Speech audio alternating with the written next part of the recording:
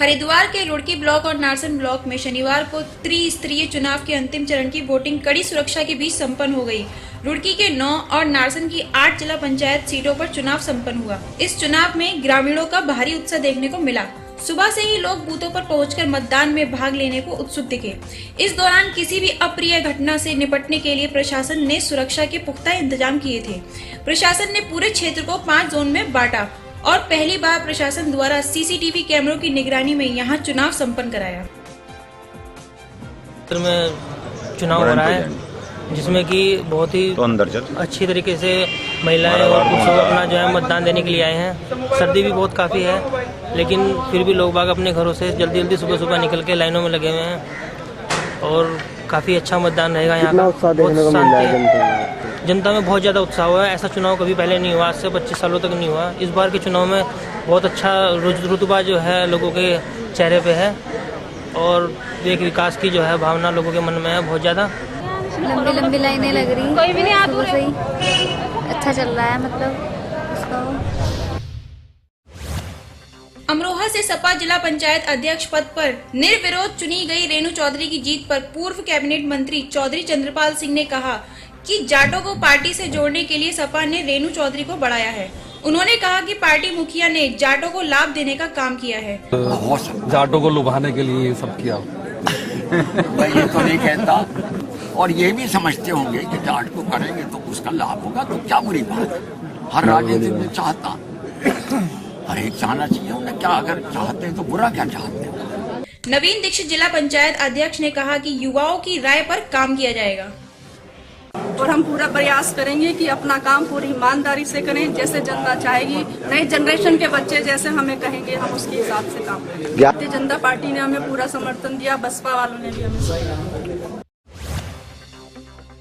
पंजाब के मोगा में स्वास्थ्य विभाग द्वारा आम जनता को स्वास्थ्य से जुड़ी जानकारी देने के लिए जनपद में स्वास्थ्य मेले का आयोजन किया गया।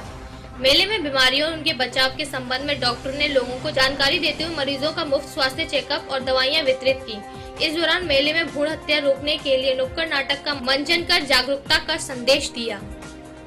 सरकार ने कैंप लाया, बहुत वधिया लाया। हरेक दा इहदे विच इलाज आ ते गरीबां वास्ते बहुत वधिया है। इन्हां ने जो उपाला कीता सरकार ने बहुत वधिया फ्री इलाज आ, गरीबां दा फायदा हुंदा इहदे विच ते होरनां दा भी फायदा हुंदा। मैं करवा लिया, दवाई बूटी लै ली है जी, बहुत वधिया मैनूं दवाई दित्ती है। बहुत अच्छे डॉक्टर आ, बहुत वधिया बोलते हैं, बड़ा प्रेम करते हैं, बहुत वधिया है जी। ਇਹਦੇ ਬਾਰੇ ਸਾਨੂੰ ਇਹੀ ਕੰਮ ਆ ਵੀ ਸਾਨੂੰ ਇਹੀ ਜ਼ਰੂਰਤ ਆ ਵੀ ਸਾਨੂੰ ਇਹ ਵੀ ਦਵਾਈ ਦੇਈ ਜਾਣ ਵਧੀਆ ਤੋਂ ਵਧੀਆ। ਗਰੀਬ ਆ, ਮਹਿੰਗਾਈ ਬਹੁਤ ਜ਼ਿਆਦਾ ਵਾ, ਹੁਣ ਤੁਹਾਨੂੰ ਵੀ ਪਤਾ ਵੀ ਨਹੀਂ ਪੈਸਾ ਧੇਲਾ ਬਣਦਾ ਕਿਸੇ ਪਾਸੇ। ਤੇ ਅੱਜ ਤੁਸੀਂ ਚੈੱਕਅਪ ਕਰਵਾਇਆ, ਤੁਹਾਡਾ ਚੈੱਕਅਪ ਵਗੈਰਾ ਹੋ ਗਿਆ? ਹਾਂਜੀ ਵਧੀਆ ਕੀਤਾ ਜੀ। ਨੇ ਬਹੁਤ ਵਧੀਆ ਚਲਾਇਆ ਜੀ, ਚੰਗਾ ਕੰਪ ਲੱਗਾ, ਚੰਗੇ ਡਾਕਟਰ ਆ, ਵਧੀਆ ਡਾਕਟਰ ਆ, ਵਧੀਆ ਬੋਲਦੇ ਆ, ਦਵਾਈ ਲਈ ਵਧੀਆ ਅੱਛੀ ਦਵਾਈ ਦਿੱਤੀ ਆ। ਇਦਾਂ ਮੇਲੇ ਲੱਗਦੇ ਰਹਿਣ, ਕੰਪ ਲੱਗਦੇ ਰਹਿਣ। ਗਰੀਬ ਬੰਦੇ ਆ, ਦਿਹਾੜੀ ਡੱਬੇ ਵਾਲੇ ਬੰਦੇ ਆ, ਤੇ ਦਵਾਈ ਇਦਾਂ 15 ਦਿਨ 20 ਦਿਨ ਲੱਗਦੇ ਰਹਿਣ ਤੇ ਸਾਨੂੰ ਫਾਇਦਾ। ਅੱਜ ਤੁਹਾਡੇ ਤੋਂ ਕੋਈ ਪੈਸਾ ਵਗੈरह ਲਿਆ ਗਿਆ? ਨਾ ਕੋਈ ਪੈਸਾ नहीं लिया, बहुत अच्छे डॉक्टर आ, वधिया दवाई दी आ।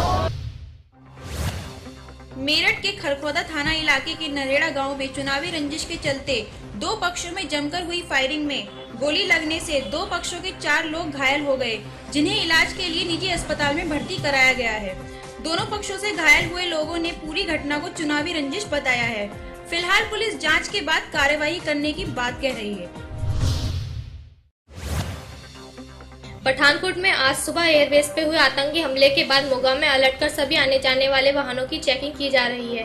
शहर के भीड़ भरे इलाकों में पुलिस बल सुरक्षा की दृष्टि से तैनात कर दिया गया है। वरिष्ठ पुलिस अधीक्षक मोगा मुखबिंदर सिंह ने बताया कि पुलिस अधिकारियों को दिए गए निर्देश के बाद जिले में चेकिंग अभियान शुरू कर दिया गया है।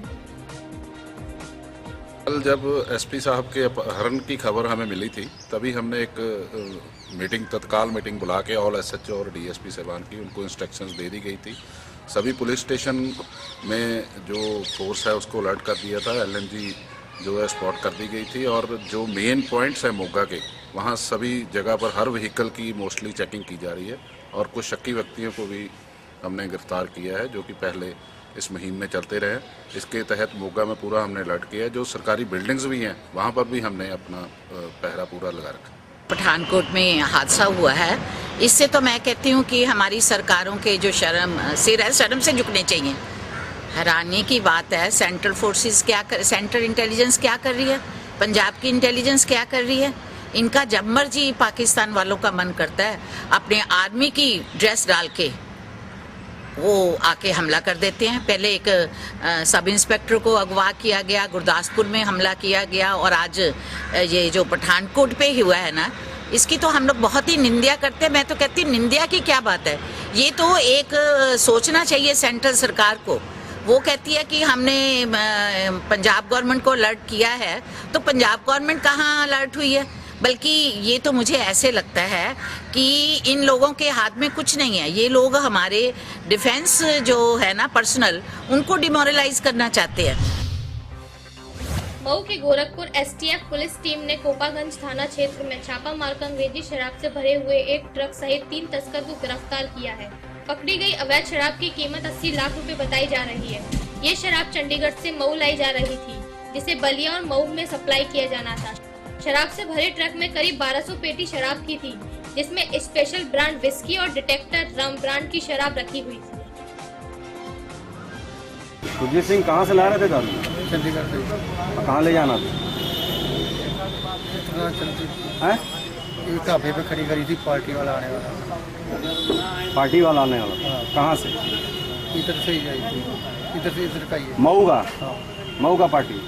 तो इंतजार कर रहे थे क्या? तो क्या हुआ, कैसे पता चला? साहब बहू जी गए, बैठा के ले आए। सब लोग गए इधर, बैठा के ले आए। ये लोग कौन है? ये कनेक्टर है, वो घूमने के लिए साथ में आ गए। अपनी खलासी है। कब से धंधा करते हो ये जहाँ पहले चक्कर दे गए, पहली बार में? इस रैकेट में और कौन कौन लोग शामिल हैं? पता नहीं, मैं तो पहले ही श्याम बता श्याम नाम बताया। क्या नंबर है? श्याम कहाँ रहता है, कैसे, क्या पूरा बताओ खुल के। श्याम नाम का उसका फोन नंबर में है, फोन नंबर है। क्या नंबर? 10,000। एक ट्रक पास कराने का 10,000? हाँ। कितने दिन से काम कर रहे हो? 4-5 साल से? नहीं, 4-5 साल नहीं, 10 साल से। 1 महीना हो गया। कितना अब तक कमाए हो? 3 चक्कर लगाए थे। मैंने इस तरह करके 3 ट्रक पार कर चुके। ये एक ग्रुप है जो चंडीगढ़ से माल लेता है और अरुणाचल प्रदेश के नाम पर ले जाते हैं, लेकिन ये बलिया में ले जाकर बेचते हैं। इस तरह है, रात में लगभग 2:30 बजे एक ट्रक पकड़ी गई है, जिसमें डिटेक्टर रम करके 485 गत्ते और गोवा विस्की करके 695 गत्ते पकड़े गए हैं। ये एसटीएफ गोरखपुर और हमारी पुलिस ने मिलकर पकड़ा है। इसकी कीमत लगभग 80 लाख के आसपास बताई जा रही है। ये बड़ा रैकेट है जिसको हम लोग पकड़े हैं, इसमें अग्रिम कार्रवाई होता है। इसमें कई लोग आरोपी पकड़े गए हैं? 3 पकड़े गए हैं, कुछ लोग और हैं जो प्रकाश में आ रहे हैं, उनके विरुद्ध कार्रवाई जल्दी से होगी। इसमें कार्रवाई कर रहे हैं, अंदर जाएंगे, जो होगा उसकी सख्त कार्रवाई करेंगे। जौनपुर में घने कोहरे के चलते अलग अलग थाना क्षेत्रों में यात्रियों से भरी रोडवेज बसें दुर्घटनाग्रस्त हो गयी। सरपता थाना इलाके में हुई दुर्घटना में बस चालक की मौत हो गई और दर्जनों यात्री घायल हो गए। वहीं गौरा बादशाहपुर थाना इलाके में बस की ट्रक से टक्कर हो जाने से चालक सहित कई यात्री घायल हो गए। सभी का इलाज जिला अस्पताल में चल रहा है, जिसमें चालक की हालत गंभीर बनी हुई है। मामला ये है कि ये एक तो रोड पतला है, दूसरे डिवाइडर का हरी सफेद पट्टी नहीं लगी है और बीच का इसका 2 भाग में नहीं पार्टीशन बटा है और आए दिन गाड़ियां जो है ऐसे एक्सीडेंट हादसे होते रहते हैं और तरह तरह की समस्या है। आज क्या हुआ ये बताइए? आज ये हुआ है कि एक शाहगंज डिपो की बस थी, जा रही थी और पट्टी ना रहने के कारण कोहरा ज्यादा था और रोड दिखा नहीं और गाड़ी खड्ड में चली गई। घटने में क्या किसी की मौत है? हाँ, ड्राइवर मौके पे दम तोड़ दिए। और कितने घायल हैं? वही 10-15 लोग घायल हैं, सब शाहगंज एडमिट हैं। ये बस जो है सुबह जो है शाहगंज से आ रही थी, लखनऊ जा रही थी और अनियंत्रित होकर कोहरे के कारण जो है ड्राइवर लेके रोड के किनारे बस पलट गया और 10-12 यात्री थे, लगभग सभी यात्री घायल है इस बस के और ड्राइवर जो है बस के नीचे दबकर डेथ कर गया। उत्तर प्रदेश के अमरोहा जिले की पुलिस ने जमीन हड़पने के लिए सुपारी देकर की गई साले की हत्या के आरोप में जीजा को गिरफ्तार किया है। मामला मंडी धनोरा थाना इलाके के पसरा बंगर गांव का है, जहां के खेत बीते वर्ष 23 दिसंबर को एक युवक की लाश मिली थी, जिसकी शिनाख्त बिजनौर जिले के चांदपुर थाना इलाके के गांव नगला रसूलपुर के रूप में हुई थी। मृतक के पिता की तहरीर पर पुलिस ने उसके ससुराल पक्ष पर हत्या का मुकदमा दर्ज किया था, लेकिन पुलिस की तफ्तीश में मृतक भारत सैनी की हत्या का जो राज खुला उसने सबको हिलाकर रख दिया। अपने सारे 12 साढ़े 12 मैंने तो साहब अंतराम को दिया 20,000 रुपये। 20,000 में उसकी सुपारी दी। दरअसल भारत सिंह की हत्या उसके जीजा गुरुवचन ने 13 बीघा जमीन हड़पने के लिए सुपारी किलर अंतराम और हरिया को 20,000 रुपए की सुपारी देकर करवाई थी। फिलहाल पुलिस ने हत्या आरोपी जीजा गुरुवचन सहित दोनों सुपारी किलर को गिरफ्तार कर लिया है। उत्तर प्रदेश के हापुड़ में थाना बहादुरगढ़ के गांव कन्नौर में कार सवार हथियारबंद बदमाशों ने मां के साथ जा रही नाबालिग लड़की का अपहरण कर लिया। मां ने जब इसका विरोध किया तो उसके साथ भी मारपीट की। मैं लैट्रिन करने ग्रुप करवाने गई लौंडिया को जी, तो मैं कहने लगी तो लैट्रिन ही कर लें जी, तो मैं लौंडिया से खड़ी होकर मैं रोड से मैं कोई है ना इतनी आगे जो मेरे से चिपट गया आगे नहीं है। कौन? पता नहीं कौन है। अच्छा, पैर रखा, मेरा गला घोटा पहले तो मेरे उल्टी होना हुई है, तो फिर उन्हें मैं गिर पड़ी हूँ। गिर गया, मेरा मुंह पर पकड़ा, उसने मुंह भीज लिया तो झटका मार के नहीं मैं हटी हूँ तो मैंने शोर मचाया, इतना लौंडा गायब हो गया। पीड़ित परिवार ने लड़की को बरामद करने के लिए थाने का घेराव किया और मुकदमा दर्ज करने की तहरीर दी। घटना के बाद पुलिस तफ्तीश में जुट गई। उत्तर प्रदेश के हापुड़ में डीआईजी ने थाना देहात परिसर में पुलिस कर्मियों के लिए नवनिर्मित 3 मंजिला इमारत का उद्घाटन फीता काटकर किया। हापुड़ थाना देहात में पुलिस कर्मियों के रहने के लिए कोई व्यवस्था न होने से काफी परेशानियों को सामना करना पड़ रहा था। अब 3 मंजिला इमारत के तैयार हो जाने पर पुलिस कर्मियों ने राहत की सांस ली है। डीआईजी आशुतोष कुमार ने बताया कि इस 3 मंजिला इमारत का निर्माण कराने में 50 लाख रुपए खर्च किए गए हैं।